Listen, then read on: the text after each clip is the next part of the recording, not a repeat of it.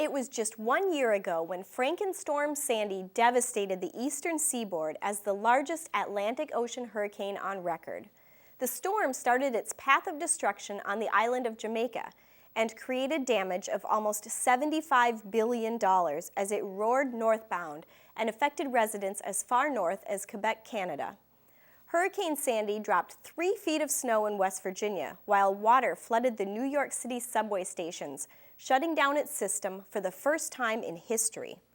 Travel Television presents some of the great volunteer stories on the first anniversary. This literally was a project that was started by 3 friends, and it's just turned massive, and it makes me, I get choked up when I talk about it. My mother lives on Penfield Road, which is like a block from the beach. And the day after the hurricane, I just noticed so much damage and had to take a boat through the neighborhood to see all the houses. And after all the water receded, there was so much damage, and we realized how much people need help. This beach cleanup is a reflection of an entire community, not only Fairfield, but throughout our entire region, coming together to really make a difference in helping our neighbors. And it all started with 3 young ladies who lived in the beach area, are lifelong friends, who thought they wanted to do something and making a difference. I live on the beach, and another friend, Kate Martell from my documentary production class at Fairfield University, are filming a documentary for a final project about Sandy and how it has brought the community together. From my understanding, 5-10 years ago, it was Fairfield U, the town community, and now everything's kind of been blending together. I think it's nice for us to show our presence here, to show our support for them, and then for also them showing their support for us. We made a page on Facebook.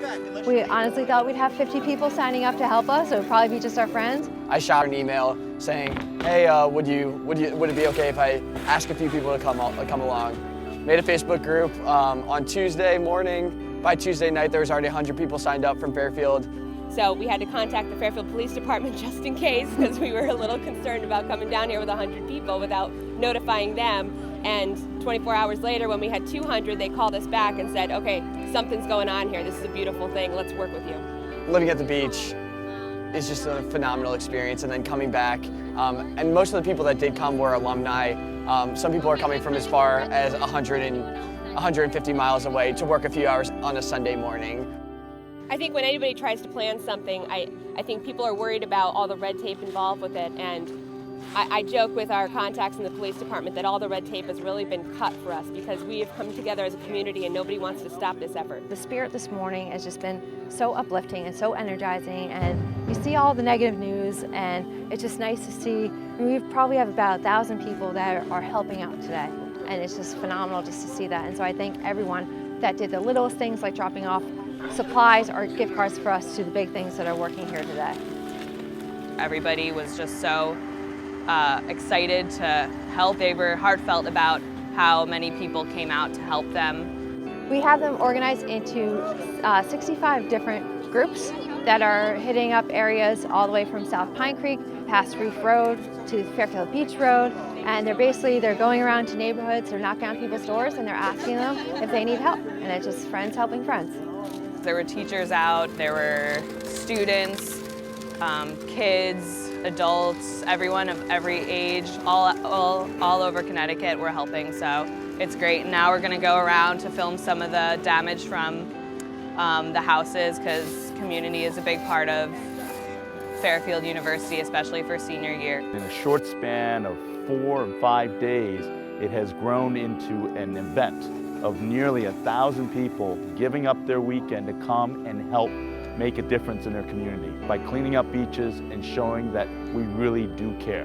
We have individuals that are coming, just dropping off dishes of food to feed our volunteers. Home Depot gave us a huge donation of supplies. The outpouring has been incredible. We've had random people just emailing us and asking what they can do for help, and we give them jobs, and they've been doing them. We reached out to a couple corporations that are in our town. Whole Foods came back and offered water and snacks for everybody. The Blue Buffalo Company of Wilton got everybody these awesome t-shirts that we're able to identify ourselves for the residents. Nestle Waters of North America donated 60 cases of water for the event. Chili Bomb is making 1,500 chili dogs for our volunteers today. Super Duper Weenie filled up the truck with hot dogs and is given out until they're gone. So numerous restaurants in town that have all just dropped off stuff, didn't even tell us that they were dropping off stuff. We have so much food down here for our volunteers.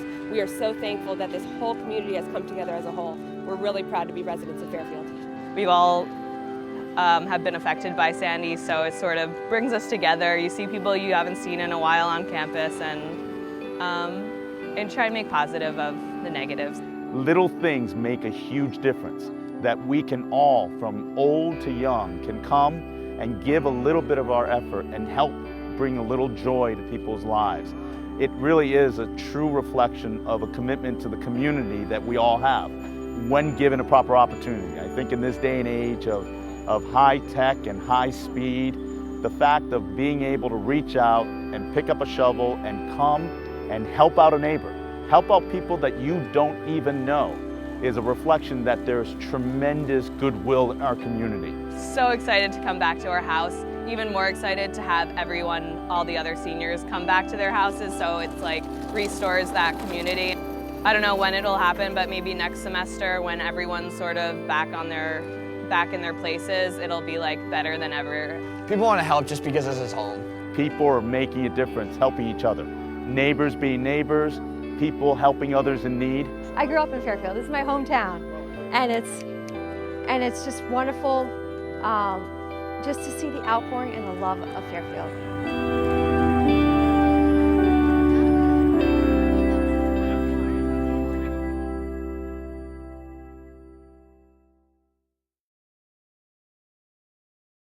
Since the devastation of Hurricane Sandy on the Eastern Seaboard on October 29, 2012, the American Red Cross served as first responders to coordinate relief aid.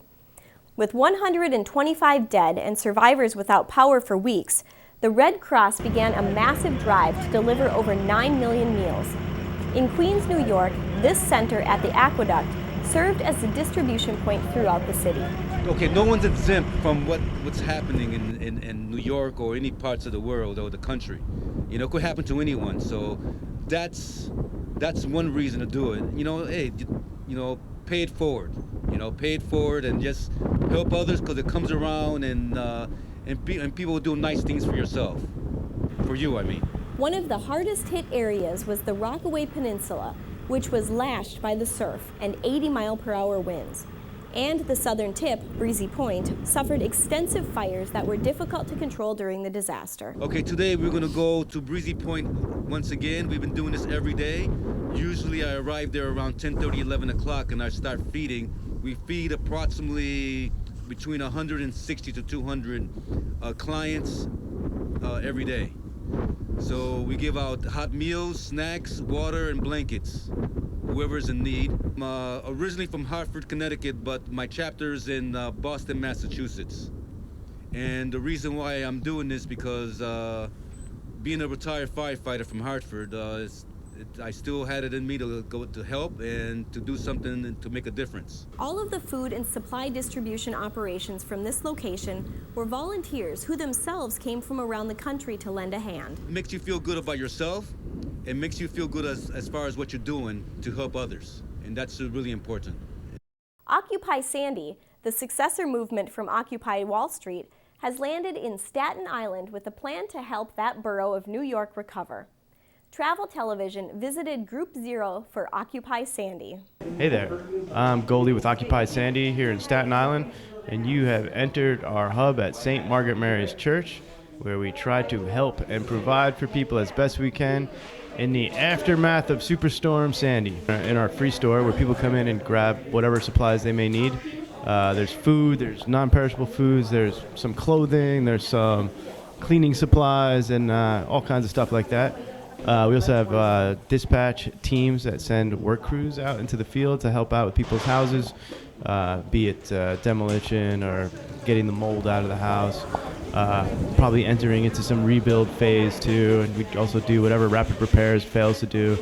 We're basically filling the large gaps left open by government response and other organizations' response. So yeah, Occupy Sandy is basically a derivative of Occupy Wall Street.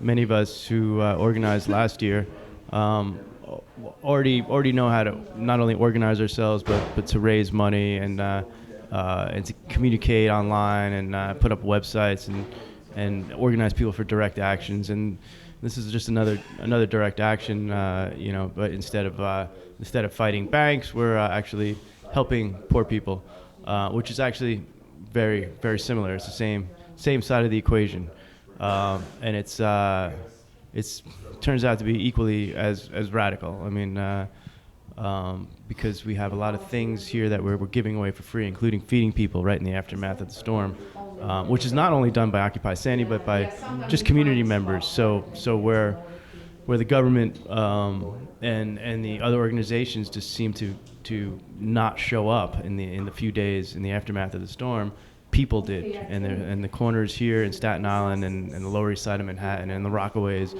were filled with community hubs, just by people for people. It was really a beautiful thing, and I guess that's the way it is, and that's the way it's. That's the only people you can really depend on are your own community. So we're just happy to be a part of that here. But if you want to travel, come to New York. It's beautiful, and you can help out a lot of people that have been devastated here. The best way to volunteer is in our organization is go to occupysandy.org and fill out a volunteer form. You can pick what you want to do, when you want to do it, and where you want to do it. And you can see all of our hubs listed there.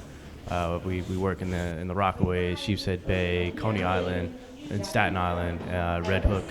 So yeah, occupysandy.org.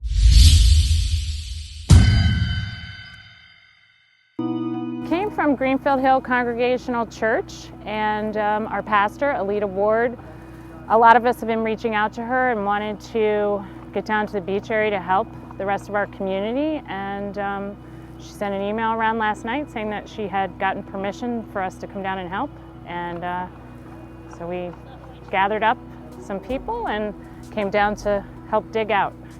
Everything was pretty much covered in silt and moldy, and just trying to salvage what I can right now and move out more or less. In the meantime, I have a friend on campus at Fairfield that's housing me, but I might commute from my aunt's house in Westport. Thank God I have a family nearby. Not everyone's as lucky as me. I'm so happy to have some of these volunteers here today.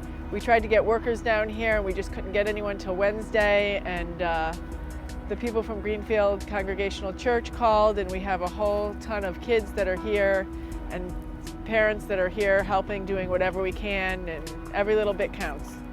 We basically are removing a lot of the sand away from the house so that the trucks can push the sand back down to the beach.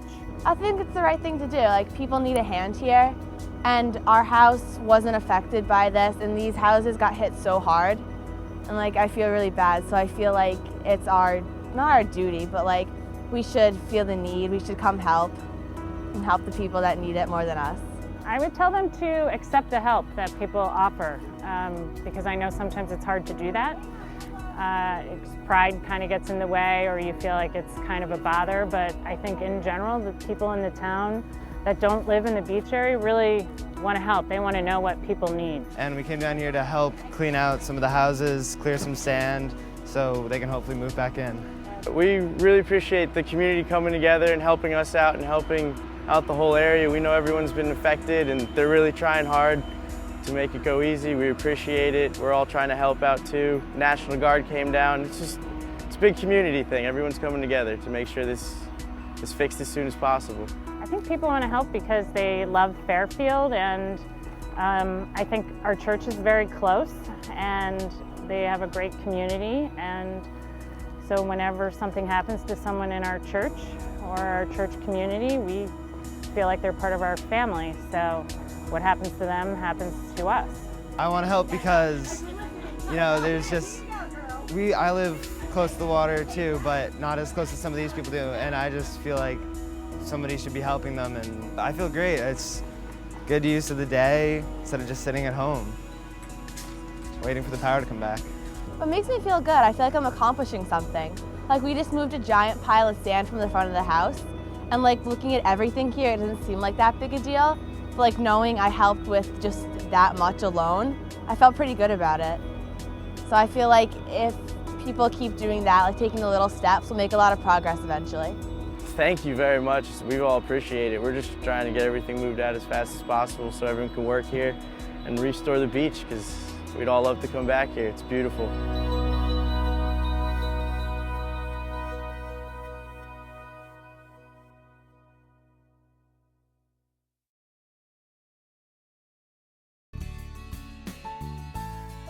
Hi, my name is Josh Carroll. I'm with the WCC in Seattle, Washington. Today we're in Breezy Point and we're working on a lady's house. Today we're tearing up floorboards, taking out drywall, trying to get rid of as much of the mold as possible, and giving her a chance to get someone in here to rebuild and get her life started again. My name is Junior Fumano. I'm from the Washington Conservation Corps. I lead a veteran crew. This means that most of the people on my crew are ex-military, are veterans of the United States Armed Forces. We're here to help with, the recovery effort, or, the emergency response effort. We have been removing debris out of houses, tearing down drywall. A lot of the work that's been done so far is the initial response.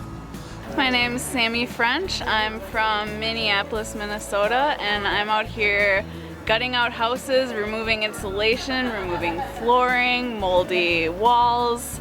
And it's really great to get out here and do it, to see how these people have been affected and see how we can help them. It's a really good feeling, and people have really been expressing how much gratitude they have towards us.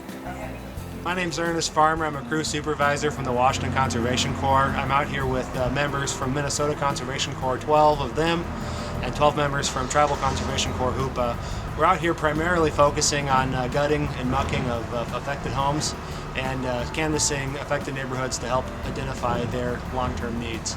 Hi, my name is Chester McLeod. I'm from Hoopa Valley Tribe and I work for AmeriCorps. Hello, my name is Mercedes Porter and I'm with AmeriCorps Hoopa TCCC, and we're here in Atlantic City, New Jersey, helping muck and gut homes, and we're really excited to be here.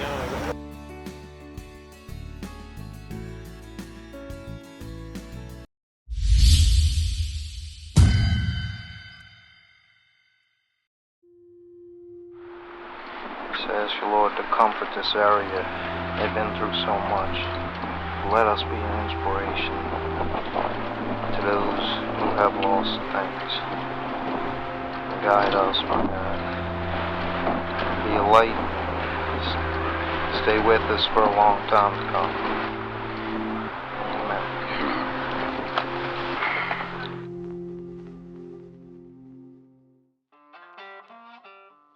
2 weeks after Hurricane Katrina, this city was a ghost town. And to drive through your city and to be able to hear a pin drop and to look at, every mom and pop business or restaurant that you ever went to see all of that boarded up or wiped out and no one in town, it was surreal. It was almost like a Twilight Zone episode. 3 days after Hurricane Katrina, I went to my house. I had to go by boat, and we had about 9 feet of water in my neighborhood, and this is my house. I know, and I want to explain to those people that the helplessness that they might be feeling now, there is hope.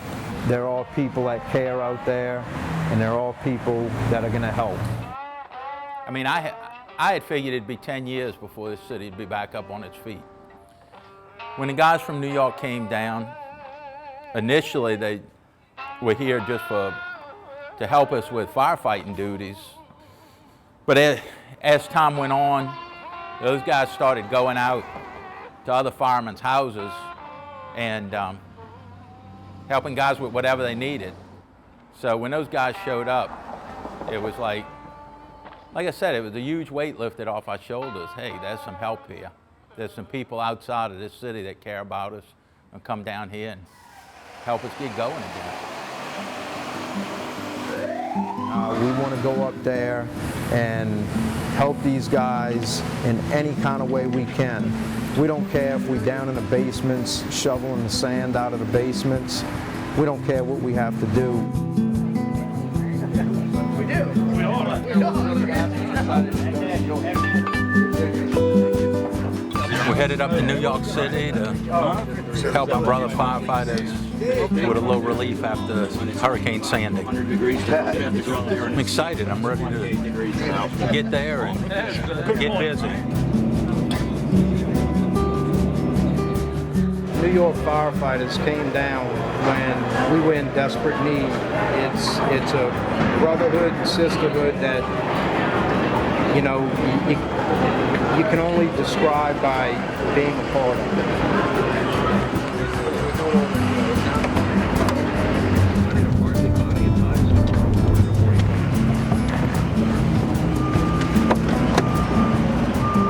I just want to let you know, though, I know how you feel, man. Absolutely, bud.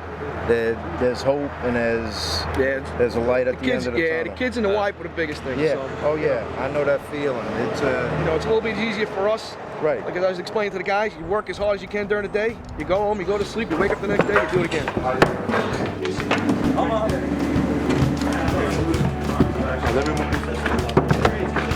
Look at it. How we?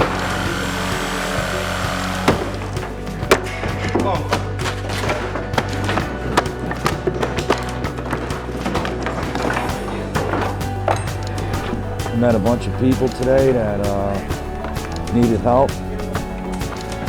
We saw a bunch of guys that helped us down in New Orleans. And I think we're pretty successful in uplifting their spirits.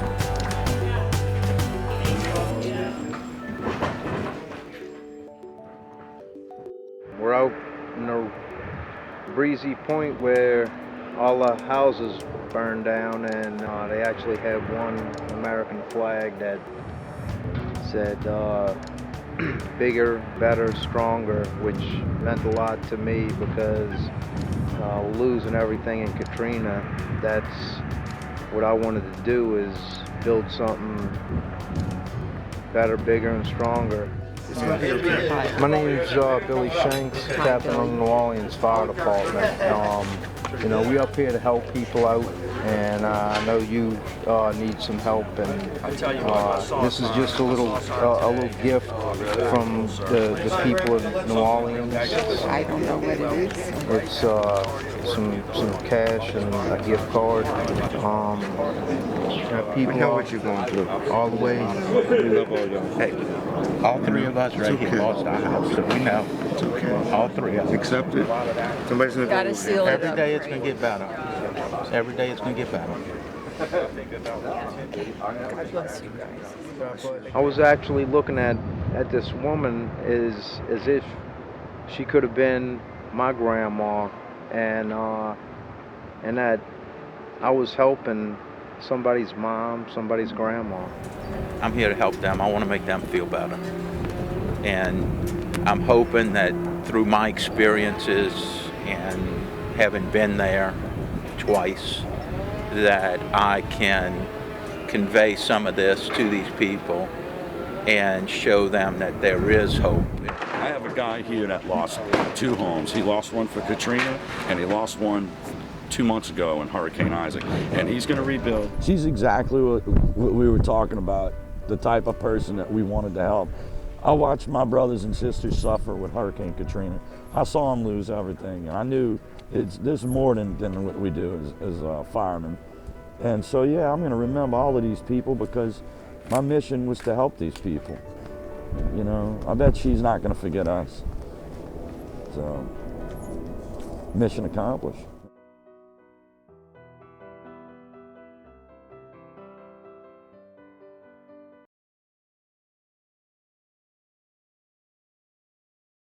We're located here on Staten Island doing rebuilding and gutting projects. We've been here since right after the storm. Initially our goal was gutting, taking out all mold infested items out of the house, and just that's what Nahama's used to, but now we're branching out, we're trying new things. We're starting up the rebuild project. And we hope to be here for a good long time from here on out. Doing right now, our goal is help as many families as we can. Just get back to like a sense of normalcy. Get back to like their life by doing the finishing work with like the drywall and insulation and things like that, just getting them set up so they can basically get back on their feet, return to their lives. Today we're about 1,000 feet from the shoreline, working on a rebuild project, installing insulation and drywall. We're working with a local family who has survived the Hurricane Sandy. I'm Eileen Pepple, and I'm a disaster survivor from Hurricane Sandy. The smell was what really overwhelmed me. Everything on the whole first floor was destroyed, turned upside down. Behind me I have a team of 9 individuals from AmeriCorps and CCC. They flew out all the way from California to come out to work with us and to do some good work. They've been out here for I believe about a month or so, and but we've had them for the last week and a half, and we've been having them doing gutting jobs and also working on the rebuild of this home here. For me personally, what impacts me the most is the relationships you build with the homeowners. It's very exhausting work, but it's so rewarding when you have that connection with the homeowner. So I say that's, for me at least, that's the most powerful thing I've experienced, is just that relationship you build.